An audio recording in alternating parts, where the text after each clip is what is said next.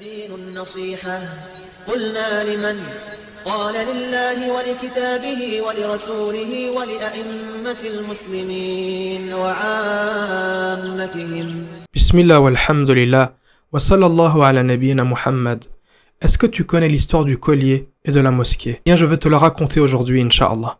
Mais avant ça, il est notoire que l'histoire islamique est remplie de récits de gens pieux ayant effectué des actes d'adoration qui sortent du commun. Un tel priait le Fajr avec les ablutions qu'il avait fait au Aïcha.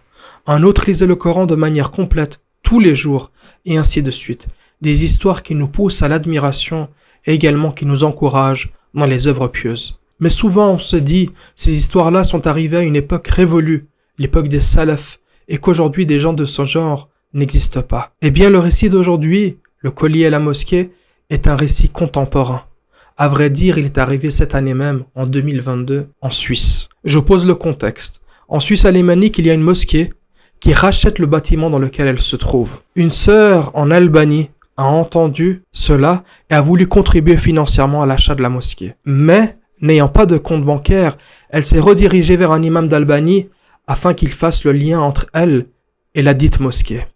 Elle lui a écrit une lettre dans laquelle elle a glissé un objet. Je vais vous lire le contenu de cette lettre traduite en langue française.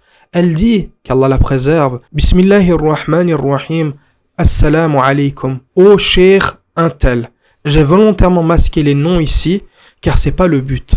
Le but c'est de comprendre et de tirer leçon de l'histoire en elle-même et pas de qui sont ces gens-là.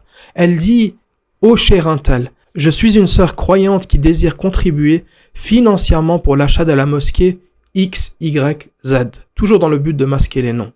N'ayant pas de compte bancaire et après discussion avec l'imam de la mosquée XYZ, je me redirige vers toi. Honorable cher, du fait de la confiance que j'ai en toi, je te confie cette amana, je te confie ce dépôt. Et ce qui est voulu par ça, c'est l'objet qui se trouve dans le colis. Cher, pour la cause d'Allah, je donne ce collier en or. Et la raison pour laquelle je n'ai pas vendu le collier moi-même, puis envoyé l'argent directement de cette vente, est que je ne souhaite pas savoir la valeur de mon don, je souhaite que seul Allah le sache. Ceci, c'est-à-dire le collier en or, est un dépôt auprès de Allah le Grand. Allahumma barak.